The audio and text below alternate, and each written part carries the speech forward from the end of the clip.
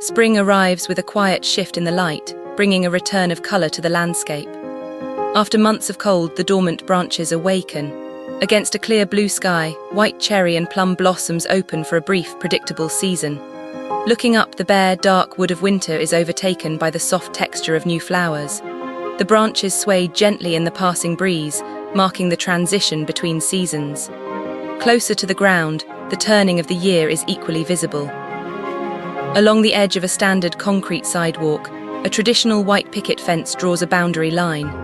Beside it, the earth is carpeted in the low, dense blooms of pink creeping phlox. This plant, known botanically as Phlox subulata, spreads a bright, resilient mat of colour just above the soil. It softens the hard edges of the pavement and the wooden pickets with its dense clusters of flowers. Nearby, the deeper, more saturated tones of a Japanese quince emerge. The Chaenomeles japonica bush produces pinkish-red blossoms that stand in sharp contrast to the plant's new dark leaves. The sturdy shrub offers a complex structure of branches and delicate petals. These natural details provide a subtle calendar. Year after year, the blooming of the plum branches, the phlox, and the quince signals the steady, reliable return of spring.